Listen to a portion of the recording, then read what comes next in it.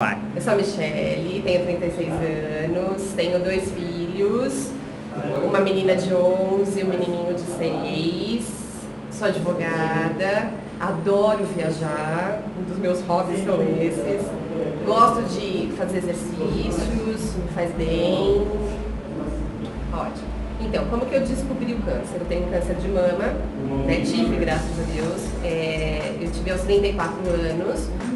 E foi algo muito espontâneo. Eu estava sentada, assistindo televisão e senti o bico do meu seio sangrar. Nessa que eu senti, eu apertei e realmente sangrou. Isso foi num sábado à noite. Na segunda-feira eu já marquei a minha ginecologista e relatei para ela, ela me atendeu imediatamente, ela me pediu uma bateria de exames. Aí durante essa semana eu fiz todos os exames e fui direto para Zé Camargo, porque tinha minha irmã que trabalhava na Zé Camargo e conseguiu já me encaixar lá. Chegando lá, o médico viu os exames, não deu diagnóstico logo de primeira, falou que a gente precisaria fazer outros exames. Fiz os exames que ele solicitou e aí eu recebi o diagnóstico de câncer de mama.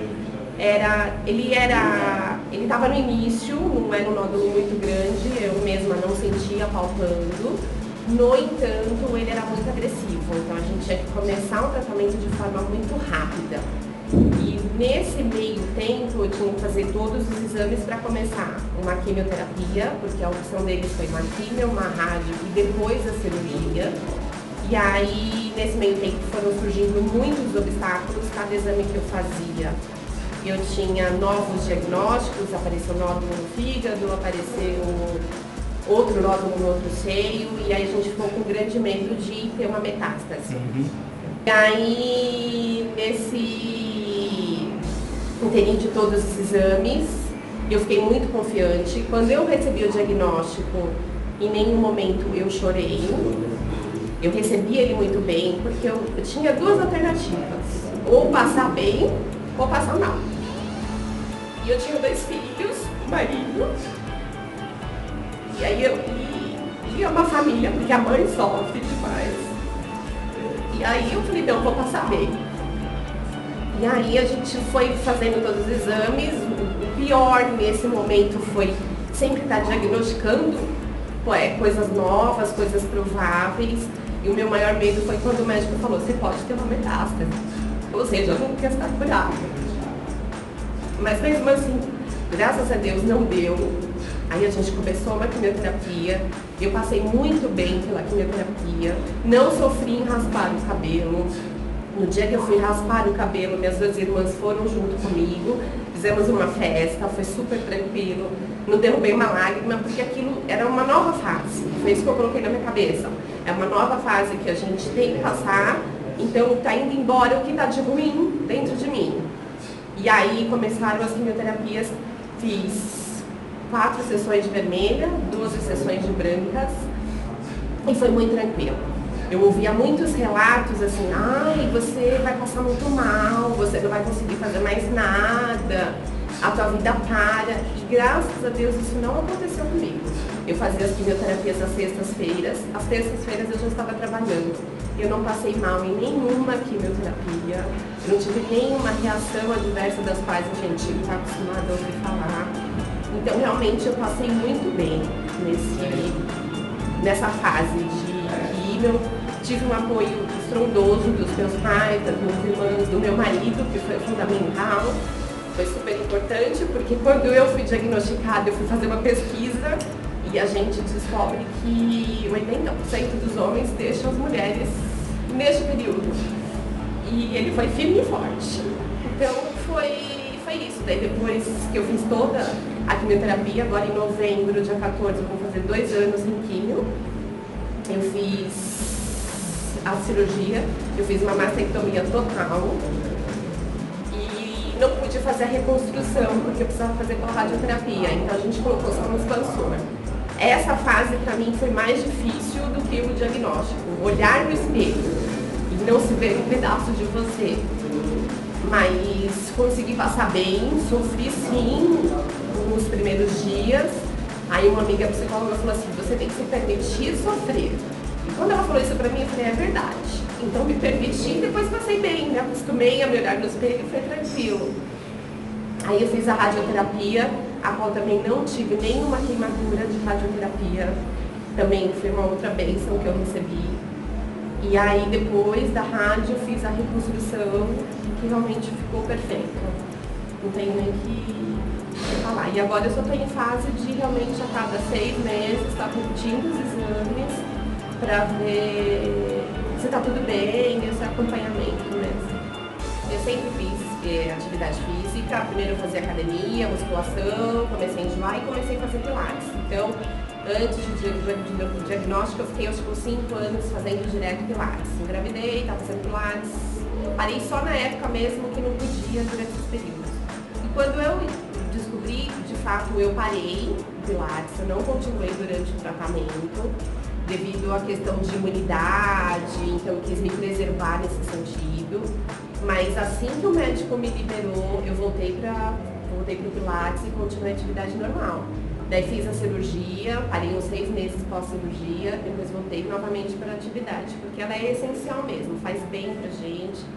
Então aquilo me fazia bem, me fortalecia no tempo que eu estava fazendo. Então, e agora voltei a fazer novamente diferente. Agora estou fazendo treinamento funcional, no qual me identifiquei algo mais dinâmico.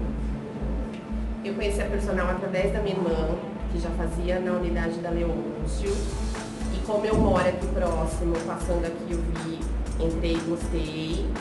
E realmente a minha irmã me incentivou a dar uma mudada, entendeu? Vamos mudar de exercício, já está 5 anos no Pilates, por que não realmente você mudar um pouco daquilo que você está fazendo? E realmente está sendo sensacional. Super me identifiquei, o lugar é muito bacana, o treinador é ótimo. Então ele respeita os meus limites, acho que isso é bacana. Tem a individualidade, então eu tenho os limites em relação ao movimento do braço, porque eu fiz a mastectomia e esvaziamento axilar. Então eu tenho algumas restrições e ele consegue fazer tudo de acordo com o que eu posso responder. E assim, eu estou há quase 2 meses mais ou menos e estou tendo um retorno bacana, realmente de peso, de evolução, de movimento, então isso está sendo muito bom. Então, além, como eu fiz o esvaziamento axilar, então eu não tenho um movimento total do braço. E assim, os médicos falam que a gente não pode pegar muito peso, tomar um cuidado extremo em relação ao fato do esvaziamento. Mas isso não impede que eu faça os exercícios. Então eu pego, às vezes eu faço o exercício com levantamento, às vezes sem peso, às vezes eu faço com peso que realmente eu consiga fazer sem me machucar. E isso fez com que eu aumentasse a minha mobilidade. Então, realmente, o exercício eu acho que é fundamental para isso, né? Além disso, eu tenho condromalácia, então assim, meu joelho dói demais. Então tem exercício que eu faço agachamento que dói, mas aí o treinador fala, vamos abrir mais, vamos abrir menos. Então ele consegue adaptar a forma que eu consiga fazer exercício sem me machucar, sem me lesionar. Então, realmente, para mim, está fazendo muito bem. A atividade física, como sempre fez.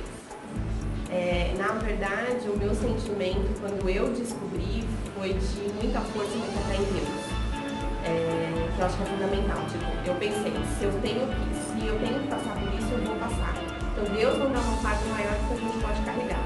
Então em nenhum momento eu desmoronei, eu pensei em desistir, em nenhum momento eu pensei que não ia dar certo. Muito pelo contrário, eu sempre fui muito positiva. Isso é uma característica minha. Tudo meu é positivo. Vamos sair, tá chovendo, não, daqui a pouco aparece o sol. Então é meio uma característica. Então realmente realmente foi uma força interior, acho que mais forte ainda que eu descobri do que eu não imaginava, mas que eu tinha que lutar, porque eu tinha 2 filhos, tinha uma família, era nova e deve ter um propósito, né? Eu sempre fui muito religiosa, então eu acho que o propósito foi aproximar mais as pessoas, que eu acho que isso aconteceu, uma proximidade maior com algumas pessoas, aproximar as pessoas mais a Deus, porque realmente a fé foi muito grande. E eu falo que eu recebi muitas bênçãos, por quê? Porque realmente quando a gente recebe a notícia, você tem câncer, as pessoas já te dão uma certidão de óbito, pronto, você vai morrer. Em nenhum momento isso passou na minha cabeça.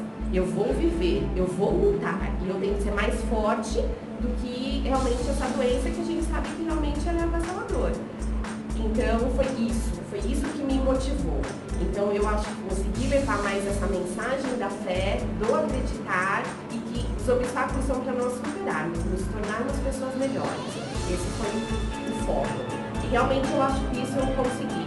Eu fiz com que as pessoas se aproximassem mais a Deus. Uma coisa bacana que no meio do tratamento, nós tivemos amigos que se reuniram para fazer uma novena, iniciativa deles, e algumas pessoas não eram tão crentes assim e ficaram mais próximas. Então eu acho que tudo na vida tem o seu porquê, o seu objetivo. Eu acho que a minha foi um pouco dessa. Esse objetivo, dessa força, entendeu? E não desmoronar. Porque eu ouvia só coisa ruim. Eu ia para o hospital, eu era muito nova. Então, a maioria das pessoas ao meu redor eram pessoas de idade. Então, as pessoas olhavam para mim como um cara de dó. Nossa, você é tão novinha passando por isso, entendeu? Você vai sofrer. Então, assim, eu não levei isso em consideração. Eu fiz o contrário. Então, o que eu quero passar da mensagem é que qualquer obstáculo que venha surgir na nossa vida, seja uma doença, seja qualquer coisa, a gente tem que acreditar que aquilo é para a gente amadurecer, para a gente fortalecer e a gente se tornar uma pessoa melhor. Então a minha fé ficou maior ainda e levar para as pessoas que a gente não pode acreditar em tudo que a gente ouve e fala. E nunca pensar o pior, assim, tentar achar o melhor daquela situação. Então eu não deixei de sair, eu não deixei de viajar, não deixei de fazer as coisas. Tomava os cuidados que tinha que tomar em relação à imunidade, mas fui fazendo tudo direitinho e eu não deixei de viver, entendeu? De maneira alguma, com a família, com os amigos, então acho que é isso que é importante. A gente não pode morrer antes do motivo, como dizem, entendeu? Não é isso. O câncer hoje a gente consegue ver ele como uma coisa mais normal, a gente consegue absorver ele de uma forma mais natural, realmente. O que eu falo para as mulheres é que se examinem, façam um exame de toque, independente da idade que você tenha. Né? Se você tiver históricos na família, tenha um cuidado um pouco maior com isso.